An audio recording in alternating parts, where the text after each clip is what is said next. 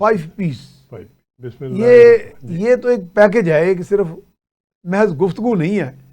तो इस्तेकाम पाकिस्तान के हवाले से इसमें हमें वन बाय वन आप इलेबरेट करते जाएं जनाब। बिस्मिल्लाहिर्रहमानिर्रहीम। सर मैं पाकिस्तान इंडिया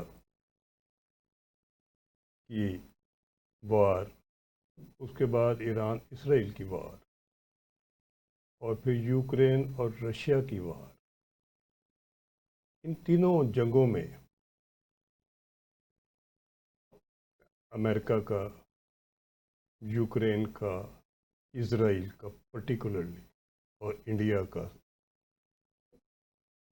तमाम के मोटिव और नेशनल इंटरेस्ट उनकी बड़े गौर से स्टडी करता रहा हूँ जी। मैंने काफ़ी रिसर्च की तो मैं इस नतीजे पे पहुंचा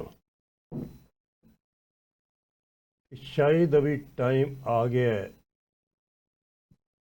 खुल के बात कर दें। ठीक।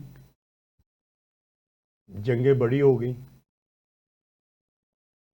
अभी मुझे आइंदा की जंग में, चूँकि न्यूक्लियर भी इन्वॉल्व है, तो ना सिर्फ मुझे ग्लोबल तबाही नज़र आती है, पाकिस्तान, इंडिया, ईरान, इसराइल को छोड़ के भी ग्लोबल तबाही की मैं बात करता हूँ। जब कोई भी ताकत एटॉमिक न्यूक्लियर वेपन इस्तेमाल करेगी तो उसके असरात सारी दुनिया में होंगे, सारी दुनिया सफ़र करेगी, नस्लें सफ़र करेंगी। क्या हम इस नहज पे पहुंच गए? सर मैं अर्ज़ करता हूँ, इस नहज पे पहुँचते हुए सर सेकंड 5 चाहिए।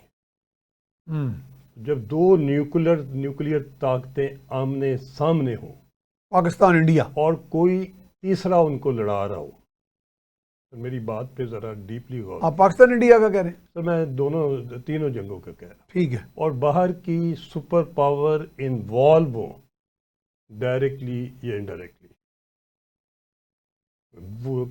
वर्ल्ड ऑर्डर कई साल पहले लिखे गए हों, कई साल पहले तैयारी कर ली गई हो इन जंगों की, कई साल पहले planning, war gaming, armament, equipment, हर किस्म का हथियार, अंदरूनी साजिशें, अंदरूनी साजिशें, ये भी तो हथियार है। इस दुनिया की top intelligence agencies, Mossad, CIA और बाकी सब कई सालों से मसरूफ़ हो। और ये मुल्क ना सिर्फ दहशत गर्दी का शिकार हों जिनको टारगेट किया जा रहा है, ये दहशत गर्दी असले से भी, वेपन से भी खून रेजी करे, ये मीडिया से भी खून रेजी करवाए। ये आपने अच्छा पॉइंट रेज किया। मीडिया, ये आर्मामेंट से भी हो और ये मीडिया से भी और सोशल मीडिया से भी, ये चारों तरफ 5th वार जनरेशन लॉन्च की जाए। और जब अभी जंगें वर्टिकल हो गई हैं, अभी टैंक तोप से मामला आगे चला गया है, अभी मामला बैलिस्टिक मिसाइलों पे आ गया है, अभी मामला स्पेक्ट्रम फ्रीक्वेंसीज पे आ गया, अभी मामला सैटेलाइट वारफेयर पे आ गया है। तो सर फिर खून रेजी छोटी मोटी नहीं, फिर खून रेजी मुल्कों के लेवल पे, ग्लोबल लेवल पे होगी। कोई रोक नहीं सकेगा। जो आज इनको स्पॉन्सर कर रहा है वो भी जद में नहीं आएंगे, उसकी औकात से ज्यादा जंग आगे निकल जाएगी, यानी वो भी जद में नहीं आएंगे। मैं यही कहने वाला, जो ये तमाशा और ये खून रेजी पिछली सदियों से डायरेक्टली और इनडायरेक्टली करवा रहा है, ये मामला उसकी औकात से ज्यादा निकल जाएगा, उसके अपने मुल्क में भी, उसके अपने घर में भी आग लगेगी, अपने घर में भी आग लगेगी।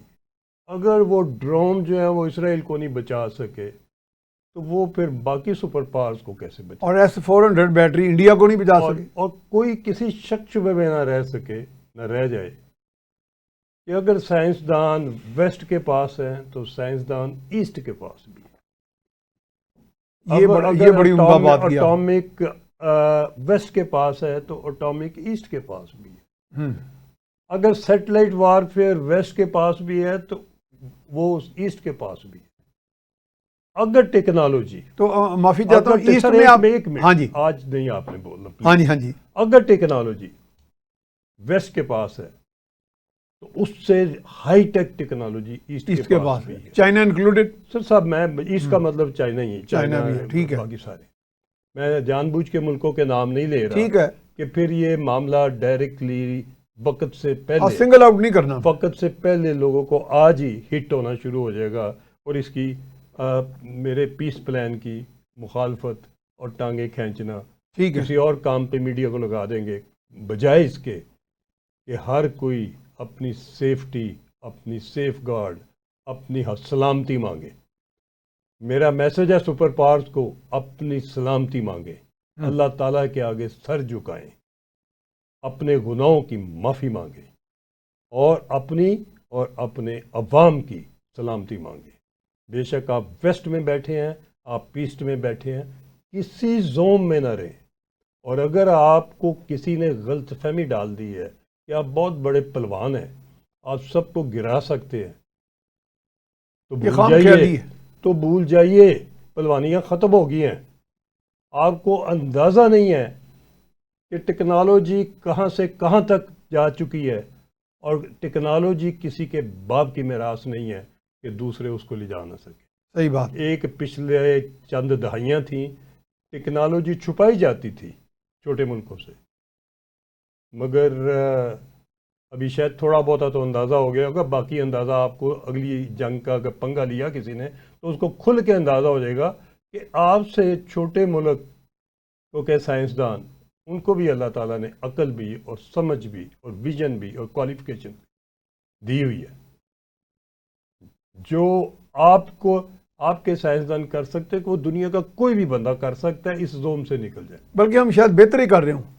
जब आप इस जोम से निकल जाएंगे कि दुनिया के तमाम साइंसदान जहां भी बैठे हों वो हर टेक्नोलॉजी को कॉपी कर सकते हैं और उसे बेहतर बना सकते हैं, तो शायद पीस आ जाए। शायद आपको ये सही चेक मिल जाए, शायद आपको अकल आ जाए, शायद आपको समझ आ जाए, शायद आपका जोम और आपकी बेवकूफ़ी और खामखा की आपकी जिद, तो हमारा पहला पी तो हासिल हो जाएगा ना जी, अकल। पीस। सर मैं अर्ज कर, बात ये है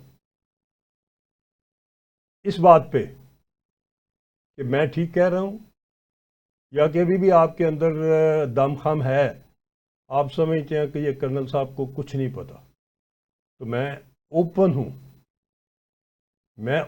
हूँ, किसी भी डिबेट, किसी भी डिस्कशन, किसी भी फोरम के ऊपर दुनिया में ये अपना पैगाम देने के लिए। मेरा पैगाम क्या है?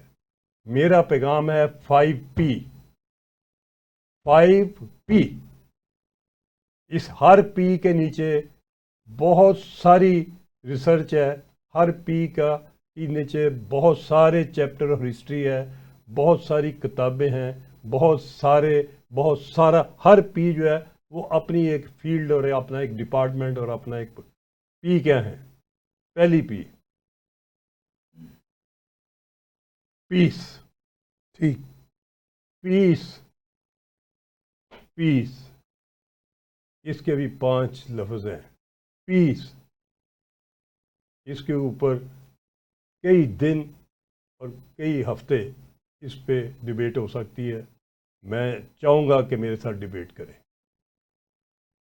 इसकी बड़ी डिमेंशंस हैं इस पी की, हर तरफ से डिमेंशन है, हर मुल्क के नेशनल इंटरेस्ट हैं, समझते हैं, हर एक की मजबूरियां हैं, हर एक के नेचुरल रिसोर्सेज हैं $1 ट्रिलियन के, जिनके पास नहीं है उनको जंगें अरेंज करनी पड़ती हैं, उनको गोले मारने पड़ते हैं, दबाना पड़ता है कि कुछ निकाल के ले जाए। शायद मैं समझता हूँ कि इसके बगैर ही ये दुनिया निकाले बगैर कोई ना कोई चीज़ें, मामला टेबल पे बैठ के भी तय हो सकती।